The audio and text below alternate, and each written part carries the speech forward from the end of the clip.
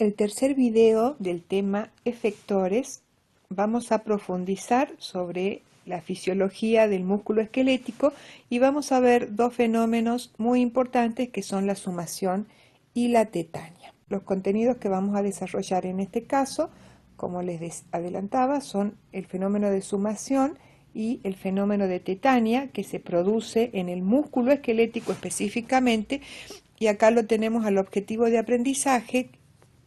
Analizar el fenómeno de tetania, es decir, poder explicarlo una vez que hayan estudiado sus causas, por qué se produce tetania y qué efecto tiene en la fisiología del músculo. Vamos a empezar retomando con esta imagen en la que vamos a desarrollar un poquito más el tema que habíamos visto como el fenómeno de la liberación de calcio dentro del citosol de una fibra muscular y que solamente era inducida por despolarización. Vamos a profundizar un poco más en este tema. ¿Respecto a qué? Volvemos a, esto es membrana de la fibra muscular, que en este caso estamos en los túbulos en T, y acá tenemos la membrana del retículo sarcoplásmico con las bombas de calcio, ¿sí?, que remueven el calcio del citosol, pero lo que nos interesa ahora son los canales de HPR y los canales R y R. ¿Qué es lo importante acá? Ya explicamos que cuando llega el potencial de acción se abre el canal de HPR y puede entrar calcio del exterior, y que la sola apertura del canal de HPR va a hacer que se abra el canal R y R. Entonces, con solo la despolarización por la membrana se abre el DHPR, que tiene puerta de voltaje, y por la sola apertura del DHPR se abre el canal R y R, que según se hipotetiza tiene puerta mecánica, que es parte del mismo DHPR. ¿Qué es lo que quería enfatizar en este momento? Se han hecho experimentos en los cuales se ha puesto en una caja de Petri, ¿sí?, fibras musculares aisladas que se han puesto en un medio extracelular, que sería similar a esto, el medio extracelular de la fibra muscular, o sea, el fluido intersticial, pero en condiciones experimentales se ha eliminado completamente el calcio, el ion calcio extracelular. No hay nada de calcio en el exterior de la fibra muscular. Entonces, ¿qué es lo que sucede? Cuando llega el impulso nervioso, se abre el canal de HPR y podría entrar calcio, pero acá no va a entrar porque no hay calcio en el fluido extracelular, no hay calcio. Lo mismo se abre el canal R y R, y con el calcio que sale del retículo sarcoplásmico es suficiente para que se produzca la contracción. Entonces, ¿qué significa? Entonces, una fibra muscular esquelética aislada, ¿sí?, en un medio extracelular sin calcio, esto es lo que demuestra el experimento, lo mismo se va a contraer. ¿Qué es lo que me está diciendo este experimento? Por un lado, que el calcio del retículo sarcoplásmico es suficiente, ¿sí? No necesita calcio del exterior, por lo tanto se considera que para la contracción del músculo esquelético el origen del calcio es interno del retículo sarcoplásmico solamente, y no necesita un origen mixto, es decir, ¿entra calcio del exterior? Sí, pero no es necesario. Y por otra parte, ¿qué es lo que nos está diciendo? Que el canal R y R se abre solo inducido por la despolarización, por el impulso nervioso que va a abrir el DHPR, y por abrir el DHPR ya se abre el R y R, entre calcio o no. Esto es una característica exclusiva y muy peculiar de la fibra muscular esquelética. Una de las características que presenta el tejido muscular esquelético es que se pueden observar en él varios tipos de fibras. En una microfotografía se ve como la foto que tienen acá, en la que se observan fibras muy oscuras a las que se llama rojas o de tipo 1, las fibras tipo 1, rojas. Después tenemos las fibras tipo 2B, acá está, o blancas, fibras blancas, y fibras intermedias que se denominan tipo 2A. Cada una tiene diferentes características. Las fibras rojas se las llama así porque tienen gran cantidad de mioglobina, que es una proteína que fija el oxígeno en la célula. Entonces eso hace que tengan un color muy oscuro, por la mioglobina es roja, mientras que las fibras blancas o 2B no presentan gran cantidad de mioglobina. Es importante saber que en todos los músculos están presentes los tres tipos de fibras. Tenemos los tres tipos de fibras en cada músculo. Sin embargo, dependiendo de dónde está el músculo y la función que cumple, predomina una fibra u otra. ¿Y cómo es que esto sucede? Ahora vamos a ver qué características presenta cada una de estas fibras y por qué va a predominar una u otra en cada músculo. Vamos a trabajar con este esquema, que yo no se los puse directamente porque si bien es un esquema que me sirve mucho y es simple, tiene un error que es grave, y es que las fibras que pintaron de rojo acá son las fibras blancas, ¿sí? Y acá las chiquititas sí son las rojas, y en celeste tenemos las intermedias. Muy bien, así que sí, ustedes tengan en cuenta entonces que acá pintadas de rojas están las fibras blancas. Muy bien, ¿qué característica tiene cada uno? Primero empecemos por las rojas de verdad, estas pequeñitas. También se llaman slow. Slow son fibras lentas, de ahí viene slow. Son lentas, ¿por qué? Porque su vía metabólica, la vía metabólica que usan es la oxidativa, es decir, que van a respirar haciendo toda la respiración aeróbica. Entonces, cuando degradan una glucosa, tienen un largo proceso, pero producen mucho ATP. Sin embargo, esto lleva tiempo y por eso se les dice slow. Son fibras pequeñas, de diámetro pequeño. Ven que tiene acá dice, la fuente de energía es aeróbica. Y la unidad motora que forman las fibras rojas, cada unidad motora siempre tiene el mismo tipo de fibras.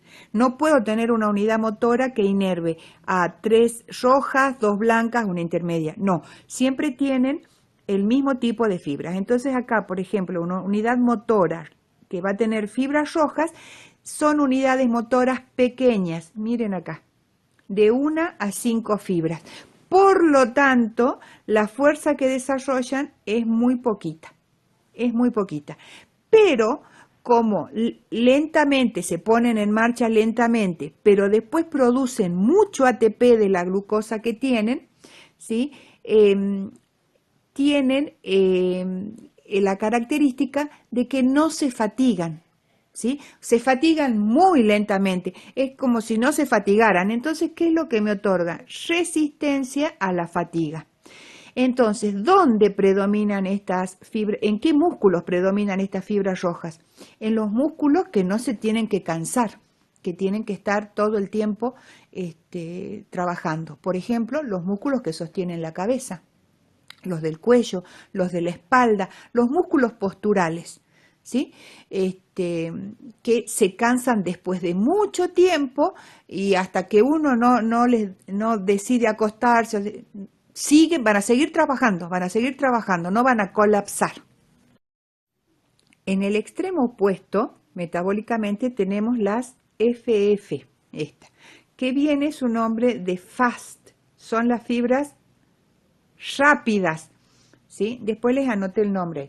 fast y son glucolíticas. Su vía metabólica para obtener energía es la vía glucolítica, es decir, que son anaeróbicas. Es decir, que producen por cada glucosa o por cada nutriente que respiran poca energía, poca energía. En un minuto, sin embargo, como la vía es corta, van a producir mucha energía por minuto, pero no es eficiente porque por cada glucosa, ustedes saben, se producen 2 ATP, mientras que en la vía aeróbica se producen por cada glucosa 38 ATP. ¿Sí? O sea que es menos eficiente, pero estas, que recuerden que acá yo se las trato de pintar para que ustedes recuerden que estas son las blancas, ¿sí? Son las blancas, ¿sí? Que no tienen mioglobina.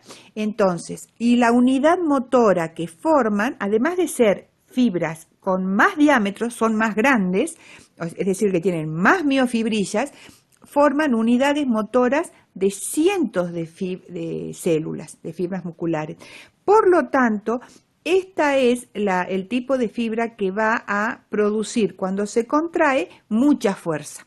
Estas son las que nosotros usamos para el pique, ¿sí? Cuando uno se lanza a correr a mucha velocidad para alcanzar el colectivo. La máxima velocidad entonces desarrolla la máxima fuerza. O cuando uno salta, por ejemplo, que tiene que levantar todo su peso en el aire. Estas son las fibras y van a estar en los músculos que tienen que ver con hacer ese tipo de trabajo. También los encuentro en las extremidades, que por ahí tengo que levantar con los brazos gran peso, ¿sí? Entonces ahí las voy a hacer trabajar a esas fibras blancas. ¿Qué es lo que tienen? Desarrollan mucha fuerza, pero ¿cuánto tiempo va a durar la fuerza que hacen? Segundos. Al cabo de unos segundos ya se les acabó la energía, la glucosa que tenían, y ya no trabajan más. Por eso uno, ¿cuánto puede saltar? 10, 20 segundos. Ustedes que son más jóvenes, yo les diría un minuto, pueden estar saltando y ya no dan más. El músculo colapsa, no puede más. Aquí quiero por favor que corrijan, aquí tienen un error donde dice el tiempo que puede trabajar cada una, es al revés, ¿sí? Aquí sería ilimitado, y acá a 10 segundos, ¿sí? Lo que dura una carrera rápida. Y por último, las fibras intermedias, que son las que tenemos acá en celeste, ¿sí? Que van a tener, fíjense, decenas, ¿sí? Decenas de fibras musculares en cada unidad motora. Son, como justamente su nombre indica, intermedias. Tienen características de las fibras lentas o rojas y de las fibras rápidas o blancas. ¿Sí? Desarrollan menos fuerza que las blancas, pero más fuerza que las rojas. Y tienen mayor resistencia que las blancas, pero menos que las rojas. ¿Cuál es su fuente de energía? Las vías es que hace ambas. Hace primero la anaeróbica y luego cuando se comienza a acabar los nutrientes, comienza a hacer una vía aeróbica en que los aprovecha mejor. Acá les he puesto los nombres en inglés de cada tipo de fibra. Recordemos que las rojas que son las chiquitas, son las lentas oxidativas, slow oxidative, que también son las fibras tipo 1. Luego, las más grandes, que son las blancas, también se las llama 2B, y que son las que se fatigan rápidamente. Fast fatigue. Tienen poco, recuerden que esto está al revés, ¿sí? Y se cansan rápidamente. Y las intermedias, que tienen ambas vías, la aeróbica y la anaeróbica, que acá está en celestito, y que serían las 2A. ¿Qué es lo que vamos a observar acá? Los 3 tipos de fibra, ¿sí? Esta de nuevo sería la roja, ¿sí? Estas son las intermedias y estas serían las blancas, ¿sí? Fíjense que nos están haciendo un esquema, lo voy a agrandar,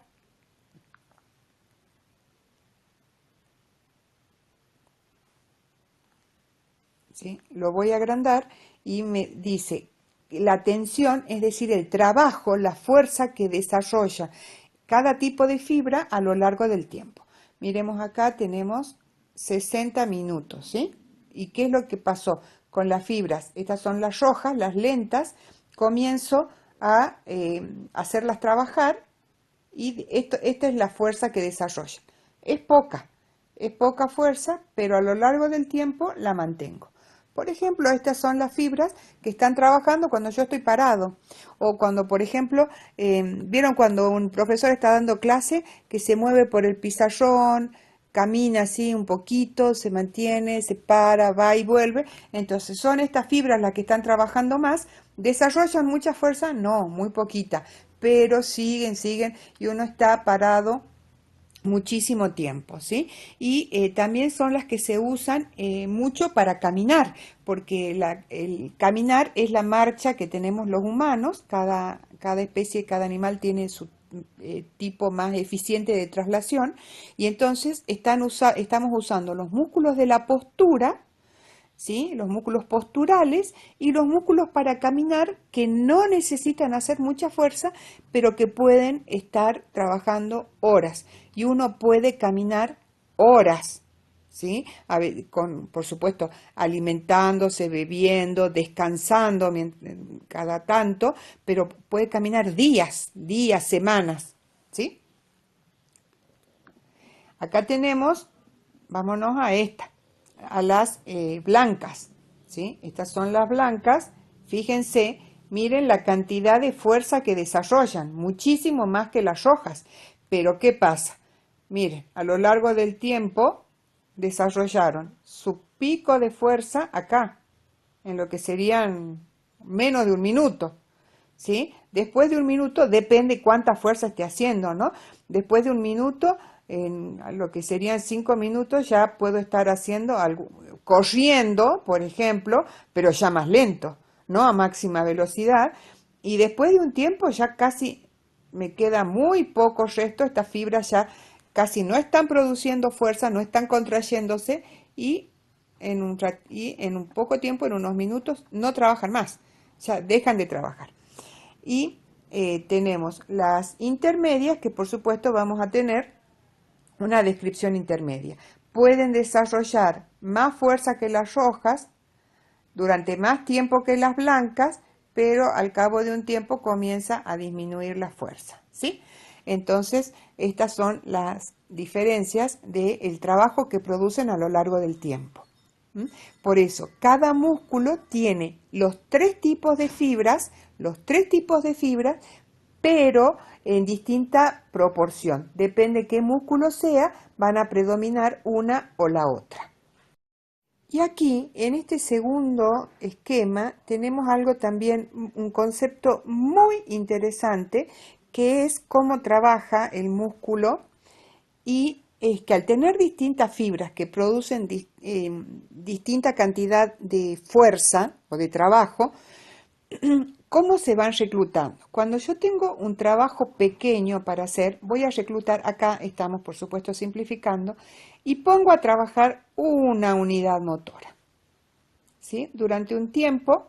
Y las unidades motoras también van a desarrollar una pequeña cantidad de fuerza, y entre las rojas también voy a tener algunas que son más chicas y más grandes. Son todas pequeñas, pero hay algunas más pequeñas que otras y que desarrollan menos fuerzas que otras.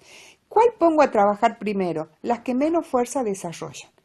Y después, si el trabajo prosigue y yo necesito más fuerza, recién voy a reclutar acá una segunda, dice el esquema.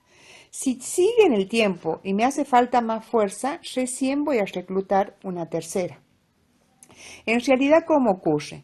Al principio recluto varias, no recluto de a unas, varias de las fibras más lentas, ¿sí? Y con el tiempo, cuando ya termino, ¿sí? Cuando, en este caso sería así, recluto una cantidad de fibras lentas.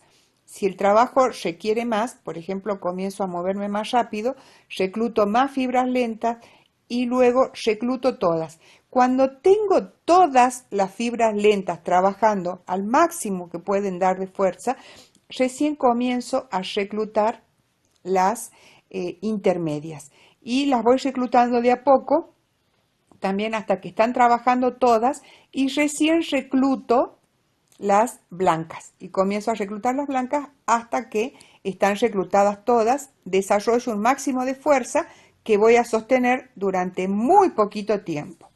¿Sí? ¿Qué pasa cuando yo estoy desde el reposo y estoy parada? ¿Sí? Y de repente salto. ¿Sí? En ese caso voy a reclutar las fibras blancas para que me den gran cantidad de fuerza, pero al reclutar las fibras blancas tuve que reclutar todas las otras. ¿Sí? Se reclutan todas juntas y eso me da mucha fuerza. Y siempre voy a empezar, primero mando los impulsos nerviosos a las rojas, luego a las intermedias y luego a las blancas, y ahí doy el golpe de fuerza rápido y puedo alzarme y en poco tiempo se termina la fuerza. Si la actividad es otra, por ejemplo caminar, no voy a llegar no necesito las blancas y mantengo esto durante mucho tiempo trabajando las rojas. ¿Para qué sirve esto? Para que comience con poca fuerza, vaya aumentándola gradualmente, y eso hace que los movimientos, aun los que parecen rápidos, sean fluidos, delicados, suaves y no espasmódicos, como sería si yo reclutase, pasase de una fuerza en un tiempo, de una fuerza cero a una fuerza así, altísima y después baja. Entonces estaría dando como espasmo. Lo que voy haciendo en cambio es ir subiendo de a poco la fuerza. Que esto puede ocurrir más o menos rápido. Acá lo puedo hacer más rápido, pero la subida es gradual. Recuperamos aquí uno de los conceptos que hemos visto en fisiología neuronal. Acá vemos el potencial de acción muscular, es decir, el que se produce en la fibra muscular esquelética, y que vemos que es muy parecido al potencial de acción en la neurona. Tenemos el potencial de reposo, acá el potencial graduado, llegamos al umbral y se produce la despolarización y luego la repolarización, pudiendo haber una hiperpolarización antes de volver al potencial de reposo. En esta parte, recordamos, se abren los canales de sodio, ¿sí? Luego aquí se inactivan los canales de sodio y luego acá se comienzan a cerrar los canales de sodio y se abren los canales de potasio. Esto, ¿por qué lo recuperamos? Porque vamos a volver a ver el concepto de periodo refractario, que también se aplica para la fibra esquelética. ¿Cuándo se va a producir la contracción? Un poco después del potencial de acción. Se produce el potencial de acción y entonces aproximadamente un poco después tenemos una contracción y una relajación. Por supuesto, aquí en el eje Y ya no estaría midiendo potencial de membrana, sino la tensión, la fuerza que desarrolla la fibra muscular. Entonces, ¿cómo lo vemos a esto? Una espiga rápida y un poco después la contracción y relajación de la fibra muscular. Así es como se producirían estos fenómenos. ¿Qué es lo que nos está mostrando esto? Que acá tenemos el periodo refractario absoluto, que como ven dura, si todo el potencial de acción dura aproximadamente 2 milisegundos, el potencial refractario absoluto, es decir, cuando los canales de sodio están abiertos o inactivados, y por lo tanto, por más que estimule, no se va a producir acá un segundo potencial de acción. Acá, potenciales de acción. No se producen porque los canales de sodio están abiertos o inactivados y no se puede producir otro potencial de acción. Pero acá tenemos el relativo, y que acá, recuerden, si es muy intenso el segundo estímulo en todo este periodo, ¿sí? Acá se podría producir un segundo potencial de acción y un tercero, ¿sí? Así aproximadamente. Es decir, ¿qué es lo que quiere mostrar esto? Que el periodo refractario en la fibra muscular esquelética igual que en la neurona, el periodo refractario es muy corto, es cortísimo. Por lo tanto, tanto como pasa en la neurona, los potenciales de acción pueden ser muy seguidos de alta frecuencia en la fibra del músculo esquelético. ¿Qué consecuencias fisiológicas va a tener esto del periodo refractario corto en el músculo esquelético? Lo vemos acá. Acá tengo, por ejemplo, una contracción y relajación, ¿sí?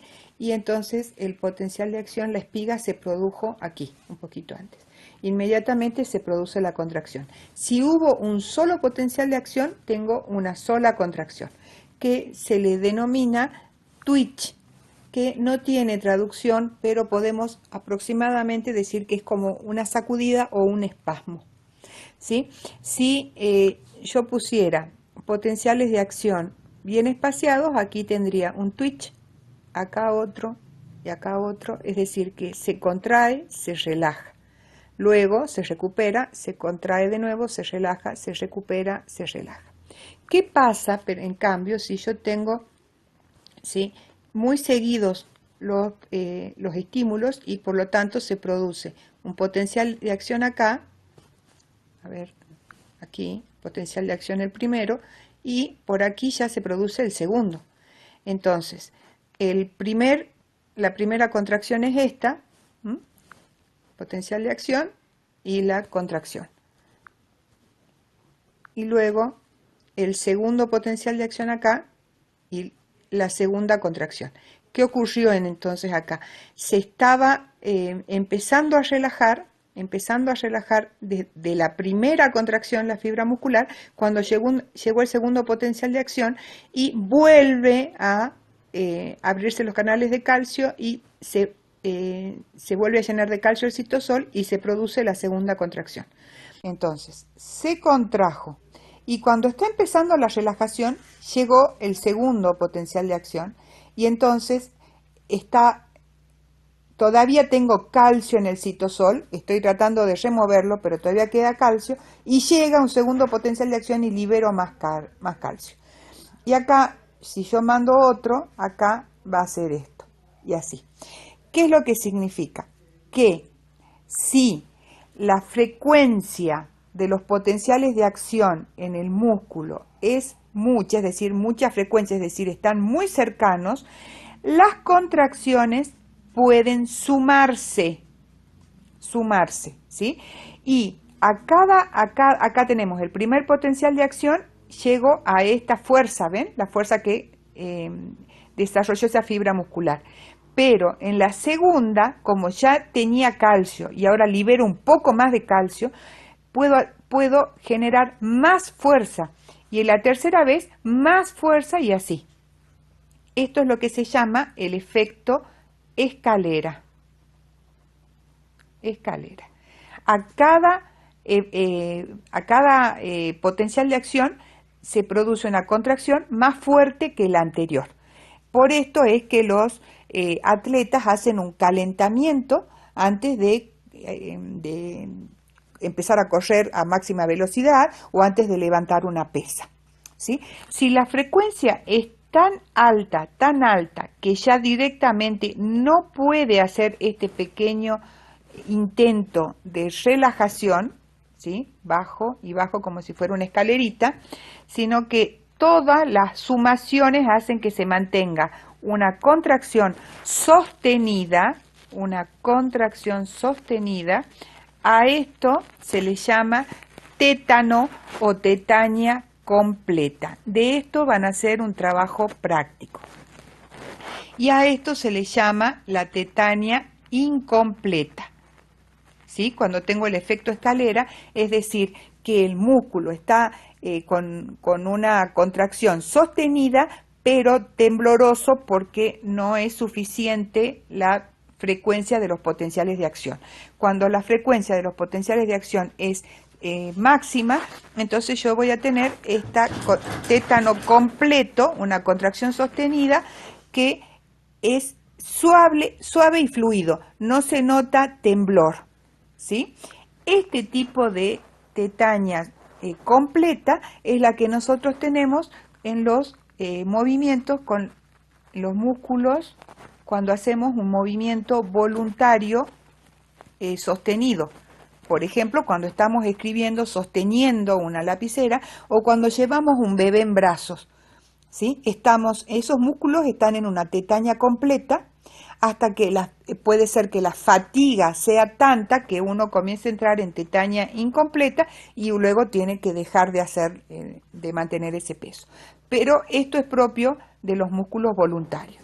Hay un tétano que es patológico provocado por una toxina que va a mantener los músculos en contracción, paralizados en contracción, ¿sí? La toxina la bacteria del tétanos, que provoca esta tetaña de forma artificial, de forma patológica. Los músculos se paralizan contraídos y el animal que tiene tétanos va a morir asfixiado porque sus músculos respiratorios no pueden relajarse para volver a contraerse y no se puede ventilar.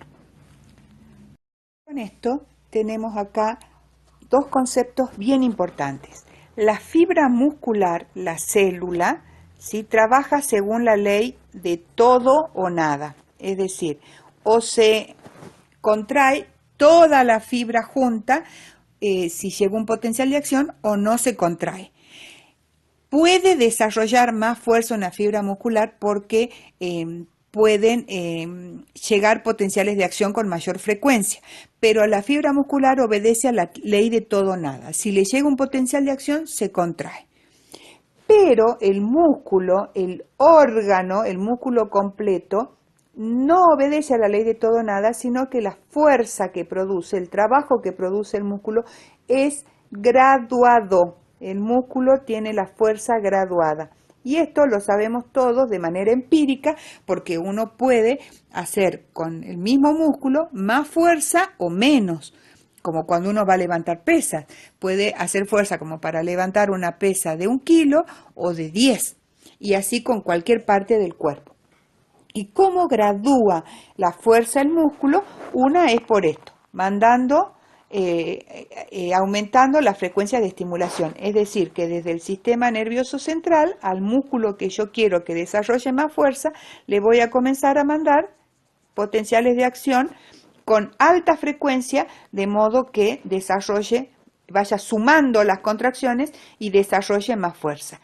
Y por otro lado, por el reclutamiento de fibras, que comienzo con las fibras lentas, ¿sí?, con las más pequeñas, y gradualmente voy agregando las otras unidades motoras, las intermedias y luego las rápidas, para que también vaya aumentando la fuerza gradualmente.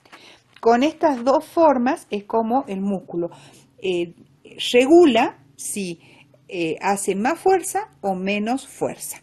Esto lo manda desde el sistema nervioso central las órdenes, pero el equilibrio y la coordinación la maneja el cerebelo.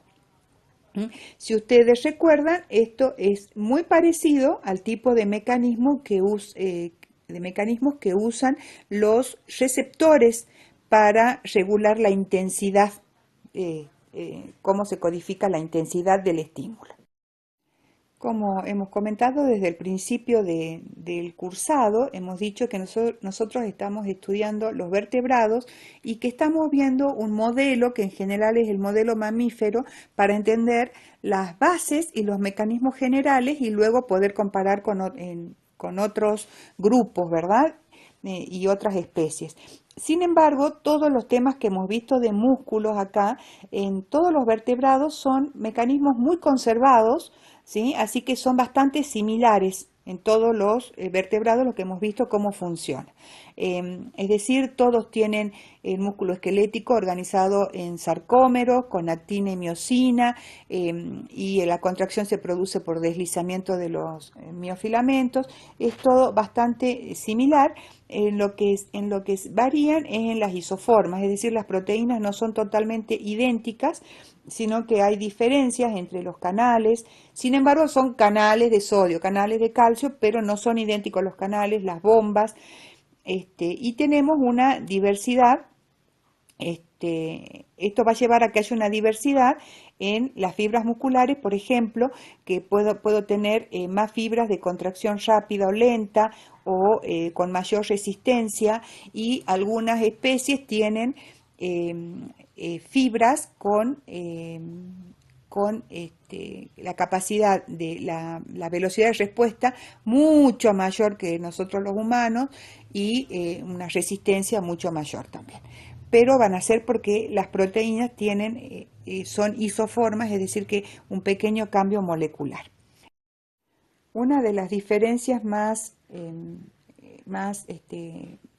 nombrada, que más se encuentra en la bibliografía, es sobre la posición de las tríadas en los grupos de peces. Recordemos que tenemos las bandas A y las bandas I, ¿sí? Acá tenemos el disco Z, esto es I, A, I, y esto sería un sarcómero, ¿no? Un sarcómero. Y acá tendría otro sarcómero, acá otra banda Z, y acá también tengo I, A, I, y acá la I de otro sarcómero. Entonces, en los reptiles, aves y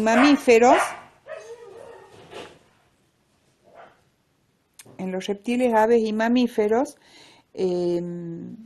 se encuentran las tríadas acá.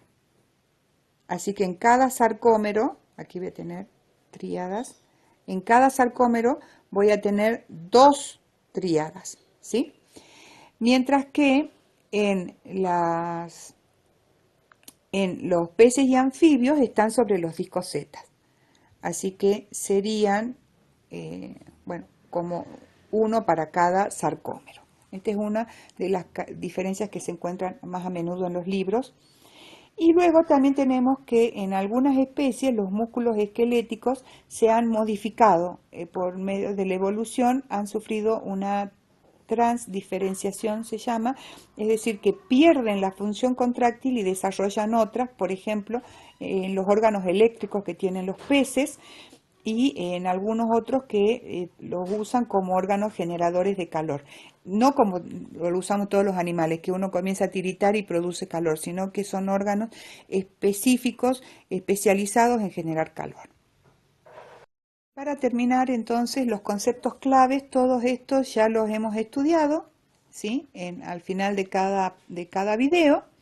Hasta acá hemos visto la relajación y qué es lo que se nos agrega. Que la contracción en la fibra muscular esquelética presenta un periodo refractario muy corto, tan corto como el de la neurona. Por lo tanto, se puede producir un potencial de acción muy cercano al anterior, y esto hace que se produzcan contracciones muy seguidas, una contracción antes de que se termine de relajar la fibra muscular, y por lo tanto las contracciones se pueden sumar. Si la frecuencia es muy alta, se produce tetania o tétanos, ¿sí? Que puede ser completa e incompleta. La tetania completa es la que tenemos en los movimientos voluntarios. Y por último, que la fuerza de contracción en el músculo completo es graduada. El músculo gradúa su trabajo. ¿Y cómo lo hace? Incrementa o disminuye la fuerza que produce por sumación, es decir, la tetania, y por reclutamiento de fibras. Muy bien, con esto terminamos el tema de músculo esquelético.